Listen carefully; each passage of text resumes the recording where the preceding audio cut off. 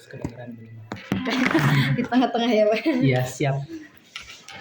Pastikan sudah ke-record belum? Udah. Oke. Sip. Boleh. Terus di penelitian saya itu pakainya yang metode field study atau dilaksanakan keluar pembelajarannya. Nah, untuk teori ini dikaitkan dengan kurikulum Merdeka, apakah sesuai, apakah ada yang kurang gitu menurut Bapak sebagai hasil kurikulum Oke. di pembelajaran sejarah? Jadi pertanyaannya apakah pembelajaran kunjungan ke tempat sejarah Ya, gitu betul. memberikan dampak terhadap pembelajaran atau pemahaman siswa gitu ya. Betul. Khususnya kalau misalkan dalam bidang sejarah itu tentunya pembelajaran yang bersifat observasi secara langsung itu memberikan pengalaman secara otentik. Artinya pengalaman yang diberikan bukan hanya didengar, bukan hanya dilihat secara gambar, tapi juga mereka itu dirasakan secara nyata gitu ya. Jadi memang pembelajaran berbasis istilahnya authentic learning gitu, nyata, dan memang kaitannya sekarang dengan pembelajaran mendalam ya. Ada salah satu pengembangan juga dari kemarin kurikulum Merdeka ditambah dengan pembelajaran mendalam. Jadi bukan hanya serta-merta mentransfer ilmu, jadi memberikan pembelajaran kebermaknaan. Bagaimana pembelajaran itu bermakna kalau kita tidak bisa merasakan secara langsung apa sih yang dipelajari, apa sih manfaat yang akan kita dapatkan setelah belajar materi ini. Tentunya ketika kita mengunjungi secara langsung, di sini mungkin Museum Galunggung ya. Museum Galunggung bukan hanya sekedar dari redaksi buku, bukan hanya sekedar perkataan dari orang lain, tapi kita bisa mendengar langsung suara-suara atau masyarakat yang berada di sekitar sana, atau misalkan bisa memotret secara langsung bagaimana Gunung Galunggung itu sejarahnya seperti apa, terus misalkan perkembangannya dan kejadian-kejadian yang memang historis gitu ya secara jadi kalau menurut saya apakah pembelajaran dengan menggunakan teknik kunjungan secara langsung itu berdampak? Sangat-sangat berdampak. Khususnya terkait kurikulum ya Pak? Terkait kurikulum, karena memang di sini juga pembelajaran itu kan sebetulnya ada yang disebut dengan kemitraan pembelajaran. Kemitraan pembelajaran itu dalam artian bukan hanya pembelajaran yang kita lakukan itu bukan hanya berdampak di kelas. Bagaimana kita bisa bersosialisasi, karena kan sejatinya pendidikan itu kan secara umum 3 pilar pendidikan ya, dari pendidikan di keluarga, pendidikan di sekolah, dan pendidikan di masyarakat. Nah, bagaimana kita dari pihak sekolah bisa menjembatani dua hal tersebut. Kita dengan keluarga, ada orang tua, karena ada orang tua wali, bagaimana kita memberikan informasi terkait perkembangan peserta didik dari segi psikomotor, afektif, dan kinestetik yang lainnya. Kemudian kita juga bagaimana melatih anak-anak untuk dapat bersosialisasi dengan lingkungan sekitarnya. Apalagi sekarang dikaitkan dengan situs sejarah di Gunung Galunggung. Jadi anak-anak itu bisa menerap atau bisa bersosialisasi secara langsung kaitannya dengan pembelajaran yang diampu khususnya di dalam bidang sejarah ini. Begitu. Selanjutnya mungkin ya Pak ya? Boleh, silakan. Jadi setelah dilaksanakannya penelitian tersebut, apa kekurangan serta kelebihannya gitu Pak? Oke, kalau misalkan masalah kekurangan sebetulnya tidak ada metode yang paling tepat ya. Tidak ada metode yang paling baik, tidak ada metode yang terbaik bahkan paling baik. Sejatinya metode itu disesuaikan dengan situasi dan memang kondisi yang tepat. Contohnya kalau misalkan observasi itu cenderung di kelebihannya itu tadi, anak-anak bisa merasakan secara langsung, pengalamannya nyata, tidak anak-anak lebih menyenangkan gitu ya. Jadi mereka lebih bisa mengobservasi, bukan hanya di pelajaran yang di buku stuck gitu seolah-olah terkotak, tapi mereka bisa langsung mengeksplor gitu ya. Nah, kelemahannya mungkin di sini dari segi waktu dan mungkin ada pembiayaan juga. Jadi memang efisiensinya mungkin efektif untuk pembelajaran, cuman kalau dalam efisiensi terkait dengan waktu dan akomodasi mungkin itu ada sedikit trouble karena sebetulnya ini kaitannya lebih jauhnya lagi dengan salah satu program di sekolah juga kan ada sempet pro kontra dari beberapa mungkin 1 tahun ke belakang mungkin teman-teman juga ada yang tahu pro kontra kunjungan industri Betul. yang Oh iya, yang notabene di sini butuh butuh pembiayaan. pembiayaan, tapi di satu sisi sekolah juga butuh membelajarkan anak. Cuman yang jadi kalau di kunjungan industri itu mungkin yang jadi penekanan itu ada oknum sekolah yang memang seolah-olah memanfaatkan kegiatan Iya, tersebut untuk. betul. Nah, jadi masalahnya kembali lagi ke bagaimana pengaturan akomodasi dan pengaturan waktu yang sesuai. Jadi mungkin itu kalau misalkan kendala atau tantangan yang apa ya terberat ketika melakukan kegiatan field study atau kunjungan secara langsung. Beberapa kan nilai-nilai dari setelah pelajaran sejarah dilaksanakan di museum, itu nilai-nilainya apa sih menurut Bapak di kurikulum mereka? Kalau mungkin di sini nanti masuknya apa sih apa ya nilai apa yang bisa kita dapatkan setelah mungkin kita menggunakan metode kunjungan industri itu. Tentunya yang pertama anak bisa lebih kritis ya. Kritis itu karena mereka bisa melihat secara langsung apakah itu kejadian yang misalkan gini. Kalau kita dibelajarkan anak hanya di kelas melihat bahwa reaksi apa ya misalkan contohnya A itu tidak sama dengan B, hanya diceritakan saja seperti itu. Mereka itu hanya seolah-olah paham dalam segi teori aja. Cuman ketika kan ada yang istilahnya ketika saya melihat saya lupa, ketika saya melihat saya tahu, ketika saya mendengar saya lupa, tapi ketika saya melakukan saya mengerti. Gitu ya. Itu istilahnya sebetulnya dalam bahasa Inggris ya. Cuman dampak yang sangat terasa nilai yang akan muncul setelah anak belajar secara langsung di lapangan itu jadi anak mereka kan lebih menggunakan bukan hanya pendengaran saja seluruh indera yang mereka punya baik dari pendengaran jadi mencakup keseluruhan gaya belajar apakah itu audiovisual, kinestetik maupun auditori karena mereka bisa langsung memotret secara langsung. Boleh jadi pengalaman setiap orang itu akan berbeda tergantung sebagaimana seberapa banyak anak tersebut nanti dimasukkan ke dalam kreativitasnya. Jadi tingkat kreativitas juga menentukan seberapa besar anak dapat memahami apa yang terjadi di lingkungan, apa yang kita berikan terkecuali memang ada poin-poin tertentu yang kita kasih guideline.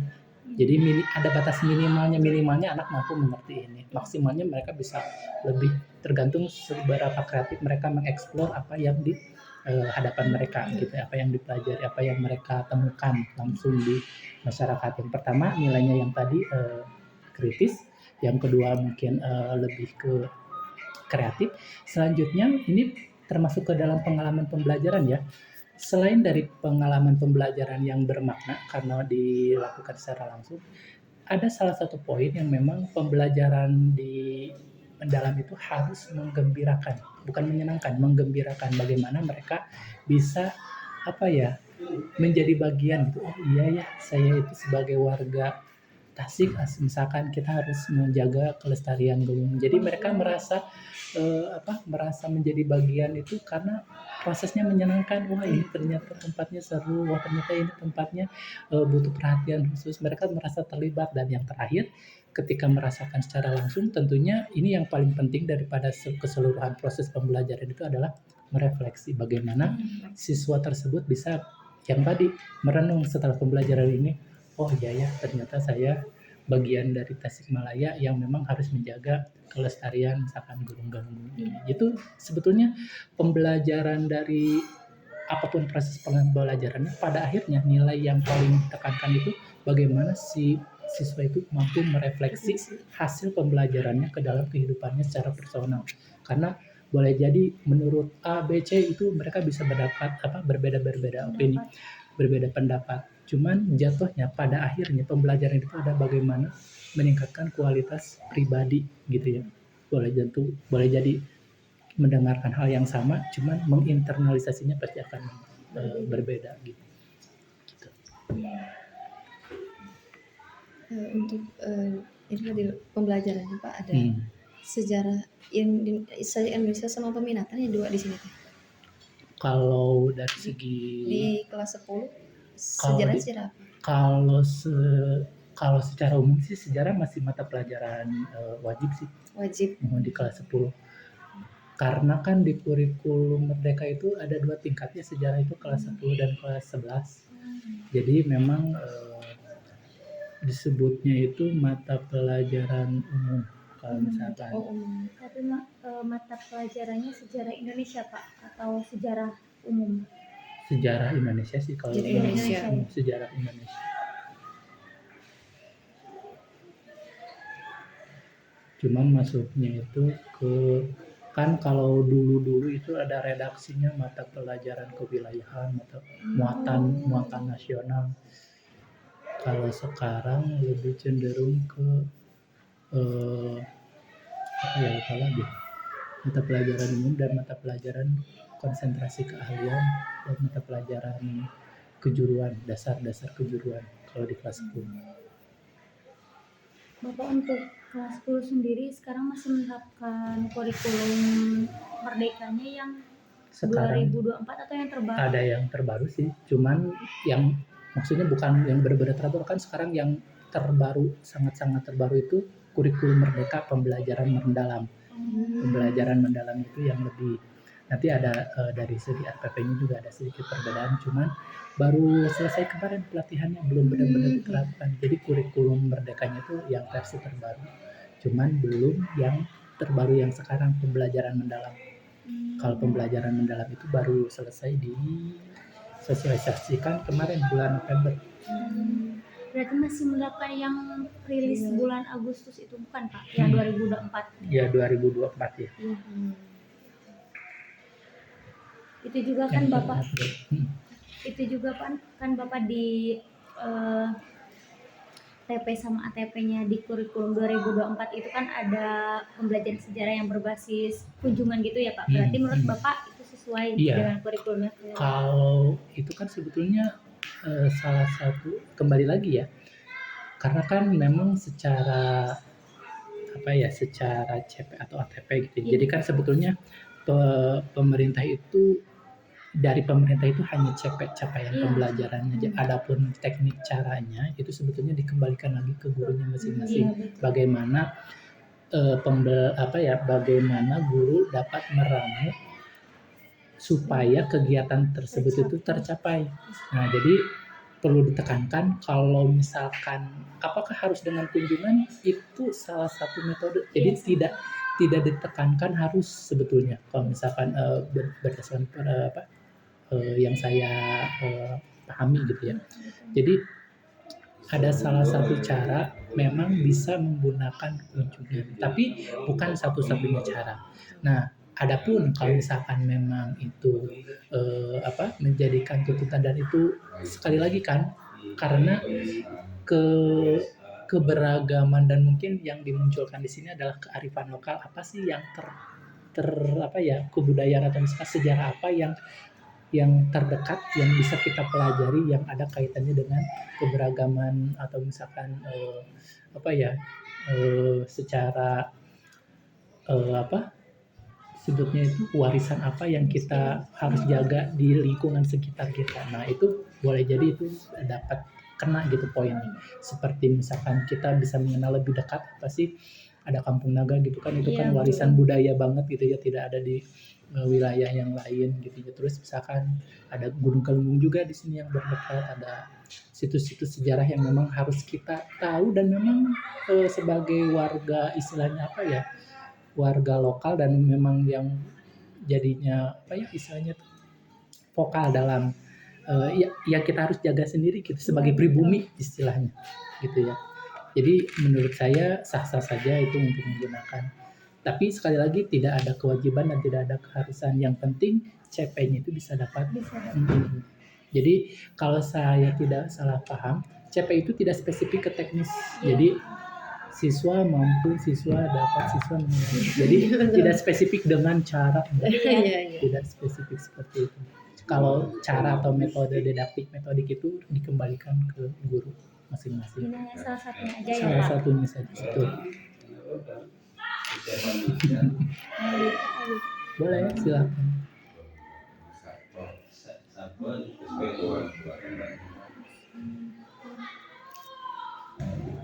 Oh iya Bapak, untuk penerapan kurikulum sendiri Pak di sekolah ini itu sekarang untuk kelas 10, 11 sama kelas 12-nya sama Pak atau masih ada yang Seperti aja. Oh, kalau kurikulumnya semuanya sama, semuanya kurikulum merdeka.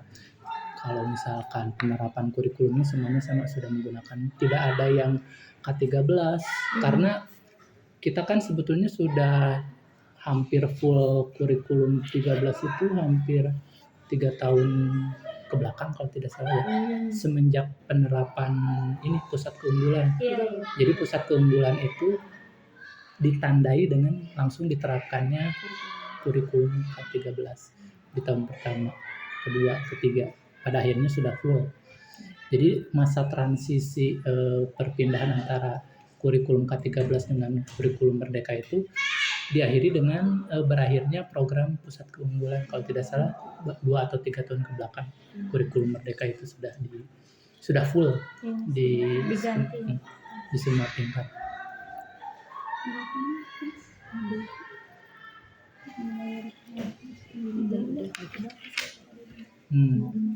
Cukup sih untuk pertanyaan. Terima kasih Bu Cukup. Pak. Sama-sama.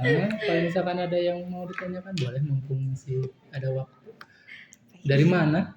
Dari Asal, maksudnya asal. dari ini dari kampus langsung ke sini atau gimana? enggak, dari Jamanis, Lumayan dengan Kalau saya mah dari Cilembang. Cilembang. Cilembang Kota. lumayan. Oh, Cilembang Kota. Iya. Ya zaman lumayan sih kota dua-duanya lagi. Tadi mah tebingnya. 1 jam? Ada? Ya. Iya, Bapak ada Lumayan 1 jam. 1 jam. Lumayan ini apa jalannya. Kan kaget kan pertama-tama. Wah, ini beneran ada sekolah di sini. Iya. Biasa pasti.